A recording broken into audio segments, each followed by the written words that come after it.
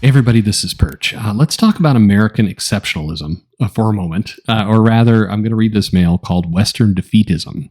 So let's talk about that because it's an interesting mail, brings up an interesting point, and it helps clarify an earlier video, but I think it raises a more interesting conversation for everybody. So let me read it to you, and here we go. It says, "Hey Perch, I was listening to your video recently on DC's animation and found myself a little annoyed at something.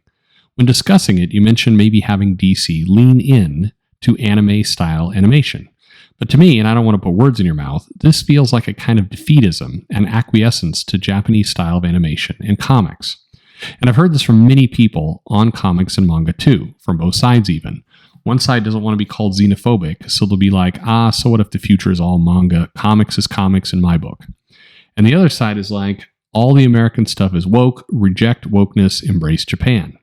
And I'm just sitting there with a beat up old copy of Action Comics from the 90s thinking, but this is great. This is what got me in. I don't have any issues in saying the Western American comic and animation style is what I love, and I'd rather it not die out. I got into comics through the Loeb McGuinness Superman Batman run, and that art to me is the bread and butter of American comics.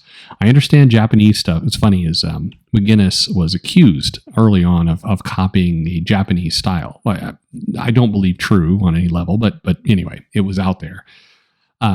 Continuing with the mail.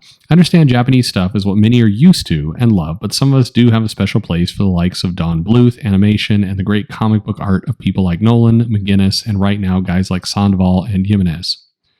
I'm not going to say the ironic thing about Western style, but anyway, I see this recurring attitude of like, well, maybe American comics have had their day and manga and anime is the way. I call BS. And apologies if I misunderstood your position. And I know you're a fan of both styles.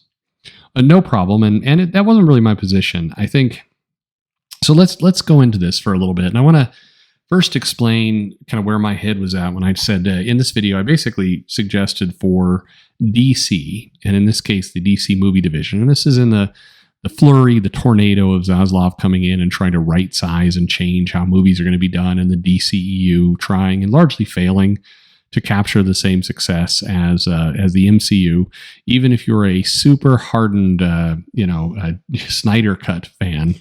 It's pretty clear at this point the Snyder universe was going to need a lot more time if it ever eclipsed the Marvel universe, and it's hard to believe that it would have, particularly when you think of take the director out of the picture.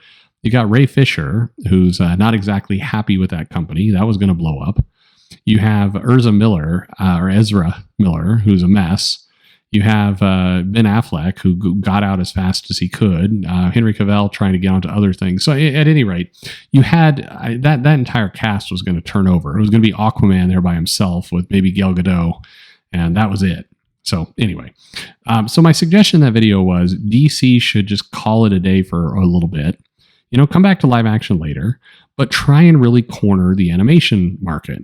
In this case, I said, if what you should do is go get an animation studio over in Japan or Korea and just try and do a scene by scene recreation of some of the comics, like literally do Crisis on Infinite Earths at the same level of honesty and recreation as, say, My Hero Academia does for the manga.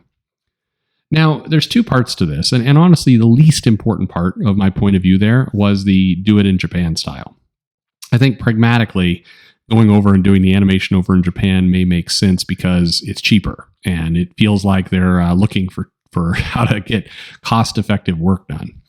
But the bigger thing I wanted them to copy was actually not the art style. It was a faithful recreation of the comic, and I think this is one area, regardless of Western style, Japanese style. In fact, to the point, I would like to see a Western style comic recreated scene by scene in a Western style.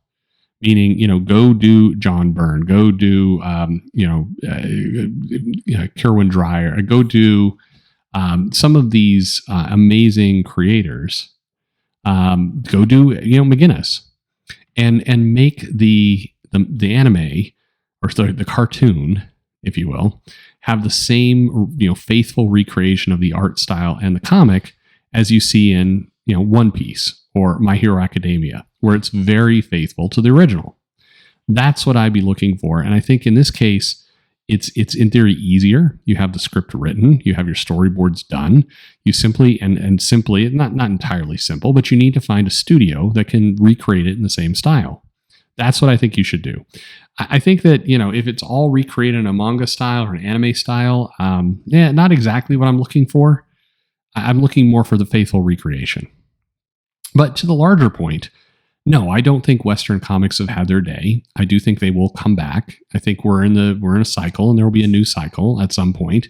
I think manga is, by and large, something new to a lot of people. Less new now, but it's designed to be catchy. It's mass market.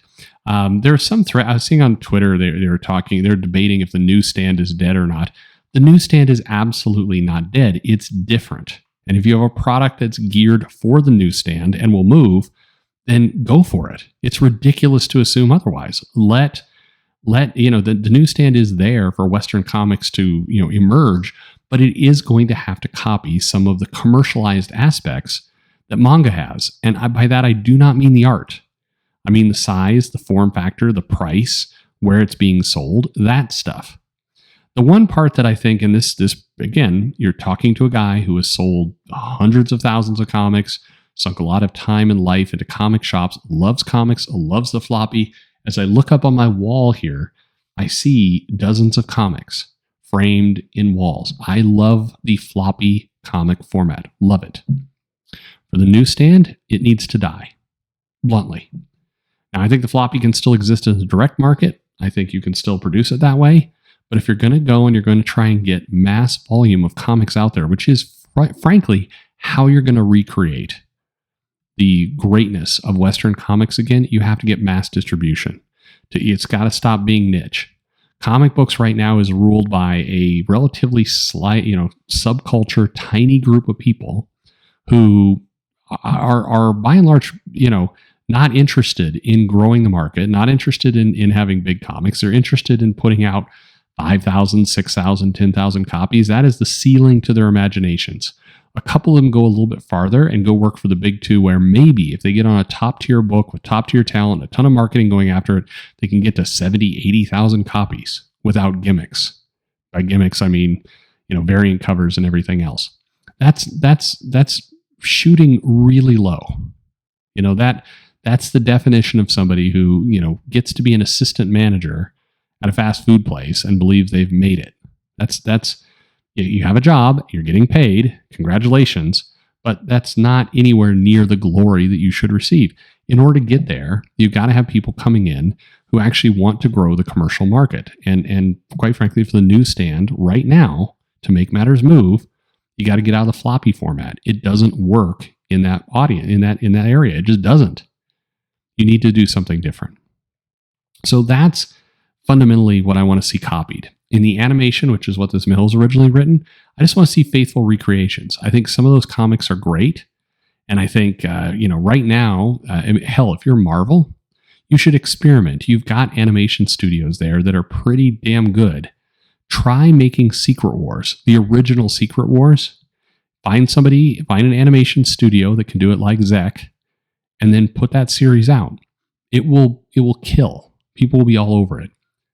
If you're DC, find a studio that will put together work that looks like Capullo and do Snyder Capullo's Court of Owls. And do it like, it's an HBO series where once a week a new episode comes out that corresponds with the comic, just like manga anime does. In this instance, copy it. I don't think Western art is dead by any stroke of the imagination. I like manga style art. I like Western style art. My favorite artists in the entire world, with the possible exception of Rumiko Takahashi. She is at the top there for me, or one of the people at the top. But the majority of the people at the top are all Western artists, and I prefer a world where I can open up comics and see a Western artist, a Japanese style artist, a European style art. I want to see that kind of diversity in my art styles. That is what I enjoy. I don't care who's behind it. I want the diversity of work, meaning what I'm reading, what I'm looking at. That's what I would like. I would enjoy, massive genres, lots of different stories, lots of different art styles. I certainly don't want anything to conform to only one art style. And quite frankly, if we fast forward 5 years, manga is going to burn out. Not to zero, because they've done a really good job being commercially successful and hooking people in, but it's not going to be as popular 5 years from now as it is today. The question mark is, what's going to replace it? Is it Scholastic? Are we going to get a European comic renaissance? Are we going to get, is Western world going to get its shit together? I hope that last one. Anyway, thank you for the mail. What about you? Are you ready to see Western art styles die? I would hope not. What are you looking for? And what do you think the path forward is for these movies and comics? And what can people learn from these different areas? Remember, I think there's a lot to learn in Western comics from manga without adopting the manga art style. In fact, if anything, I think that's maybe the least important part to learn. Anyway, let me know your thoughts in the comments below. Like and subscribe, and thanks for listening.